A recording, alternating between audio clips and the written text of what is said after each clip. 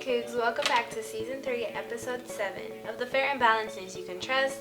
Today we're going to continue talking about Black History Month, the Olympic volleyball team, and the state wrestling champ, and so much more.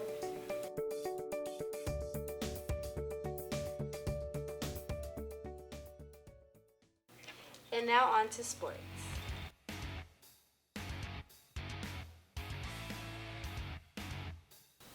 Tomorrow, girls varsity soccer plays against Midlothian at 5:30.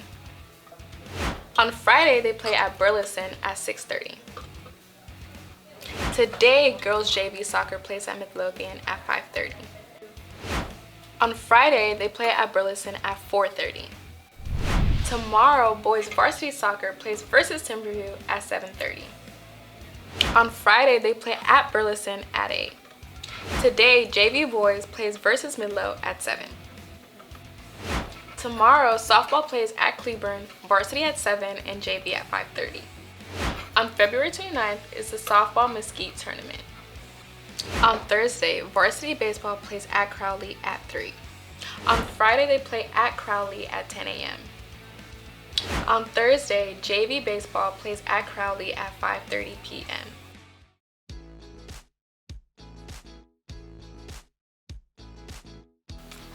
So today I'm here with Lady Jade, and I'm here with Charlotte, and this is SNTV. Hey Charlotte, what's going on? So thank you for joining us and giving us your whole speech. It was very, My speech was inspiring. It was life-changing. Yes, now you're going to go exactly. off to do some great things. So for those that were not with us earlier today, I got a chance to speak to some of the kiddos here, some of the teenagers here at Seguin, and do a little Q&A. And so hopefully next time I'll be able to do it for the whole school. Yeah, hopefully. It was Yeah. very inspiring. I As you said. appreciate It changed our perspectives. Thank you. So what do you do? Okay, that's a really great question. So for those that don't know me, my name is Lady Jade, and I spent 19 years on K104 here in Dallas. I have recently resigned as like a little bit over a year ago, and now I do real estate investing. I do national hosting and emceeing and moderating of events. And I also have my real estate license too, and I have my own podcast. I have my own media company. I have an apparel line. That's a lot. Yeah, so I guess you could call me a serial entrepreneur. Yeah. Okay. I hustle, girl. I could so. Is Yeah. it worth it? It is worth it. Here's the thing. At the end of the day, I think that we live in a society that glorifies entrepreneurship because it's like, oh, you're your own boss, you're bossing and this and that. And I think that there's pluses and minuses to both, right? Some people are working a 9 to 5 is okay. There's a lot of money to be made working a 9 to 5, and which is fine. And I had experience in that life. So now being in this new world of entrepreneurship, it has its own challenges. Everything has challenges, Yeah. And what's the nonprofit organization about? Oh, okay. So my nonprofit organization is called Project 16, and I work with teenagers all around the Dallas-Fort Worth area. So we do educational opportunities, so teach life skills training, just to prepare you for life after high school, because those are the things that you don't necessarily get taught in school, right? We do exposure opportunities. So I always say, like, I am what I see. In other words, if you haven't been exposed to certain careers, certain, like even traveling and things like that, you don't even know that world exists. So we have a tendency to be what we see on a daily basis. So we go on like really fun and cool field trips that expose our teens like different career opportunities. I mean, we've been to NASA in Houston. We've done tons of things just so that they can see the world outside of their home, in their neighborhood. So that's education, exposure. And then we also provide mental health services. So I'm a huge advocate of therapy. And so our teenagers that are picked to get the therapy sessions, we provide them with 8 free sessions that they can have with licensed professional counselors. So yeah, we're just trying to change the world one child at a time. As you should. Yeah. And what is this organization called again? It's called Project 16. So you can go to project16dfw.org to learn more Probably by the time this airs, we would have shut down our applications. Our applications are open now. But you know, we'll open them back up again because we like to work with, we try to keep it anywhere between 20 and 25 students that we work with every single month. And we're literally like a family. We have a blast. That's really good. Yeah. Okay, so thank you so much for letting me interview you. Is it over, SNTV? No! No, Seguin Nation, I love you guys. I'm Destiny and I'm here with John DeBose. Okay.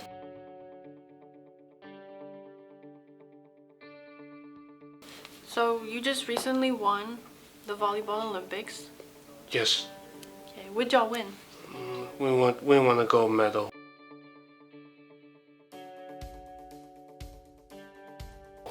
That's amazing. And then, how does that make you feel? Great. Well, how did you guys win? Well, some of us actually do with just using our fist to shoot the ball to the net. And y'all won 4 games, I heard? Yes. 4 games, that's great. So do you play any other sports? Well, we're having a basketball tournament on next week on Saturday. Here at Seguin? Yes. So come and support them here at Seguin and watch them play some basketball. I'm Destiny and I'm here with Sean October. Charles Bryant, head wrestling coach. Coach Cato, assistant wrestling coach. Okay, and then I have a few questions for you guys. So what grade are you in, and what college and career plans do you have for the future? Well, I'm a senior. I plan on getting my senior year after high school. Okay. And then, how do you feel being the first to get this honor for our school? Well, I feel good for sure. Yeah, I can imagine. How did you prepare for this tournament? I didn't have a lot of time, but I made it work. And for Coach Cato, Yes. you just recently won Assistant Coach of the Year. Yeah. Is this a first time winning this award? Yeah, it's the first time I won an assistant coach of the year. So I was head coach for a while. So being assistant, it's a different thing. So now I'm Robin. He's Batman. Okay, so it's pretty good. And then for Coach Bryant, what can you tell us about Coach Cato's contribution to the team? We wouldn't have been able to do it without him. I tried really hard to help get him here because I knew what he'd bring to the program, how he'd get along with the kids, and he's hit the ground running since he's been here and developed great relationships with kids. He communicates with them in his own way, and so we have 2 ways of getting to kids and getting what we need from them. So it's fitting like a hand in glove. I'm glad to have him. That's great. And then for you again, how did your coaches help you obtain this victory? Going to different practices, working out in the weight room. And what was your worst loss this year? How did that affect you? Yeah, I ain't have a worse loss, but I lost at region. Okay. And how did that affect you for your state? It didn't at all. Didn't? You just think about the next week. That's a good mindset. Coach Cato, what can you tell us about the program, Coach Bryant and Ishan? Okay, so I'll go in order since he sat next to me. So the program was already set. And so he has a saying that the standard is the standard, right? So he says his sights on excellence. So before I even got here, we had a discussion. So things are bittersweet, but we had a discussion on winning state, right? It just wasn't with this person in particular. Well, we'll take it, but we had two outstanding girls when I got here, and they were, projected to win state, and I felt real bad that I couldn't give him that state championship. It was like a mission that I did not accomplish, and it ate at me. Probably for 2 years it ate at me because I didn't achieve the goal that he set out. And then when Ishan won it, it was like it was a rush. It was more like a release that I did what he asked me to do. And I was part of it. Okay. And then Ishan is a blessing. He listened, he practiced hard, he did everything that we asked of him to do. And that journey to state was remarkable. We sat there and watched so much film, but no matter what we asked, he did. We game planned around his skill set, and then it was a beautiful thing to finally get that state championship. He's remarkable. And then last question for Coach Brian. What can you tell us about your journey here at Seguin and getting to state?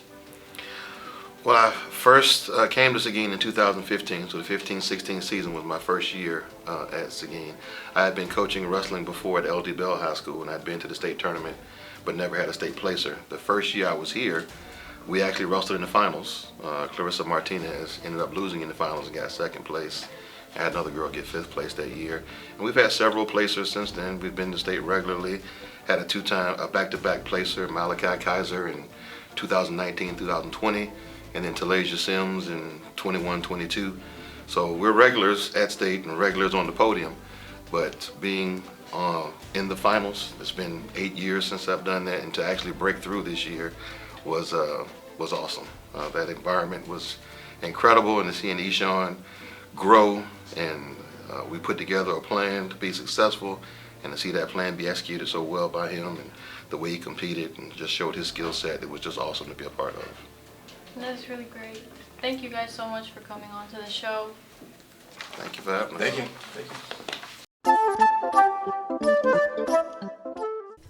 In honor of Black History Month, Seguin PTSA presents Black History Trivia Night on February 26 from 6 p.m. to 7 p.m. in the cafeteria. There will be prizes and refreshment for your enjoyment. Don't miss out in being part of this important meeting. We will see you on February 26 in the cafeteria at 6 p.m. Hey Cougs, it's time for Bear Scramble.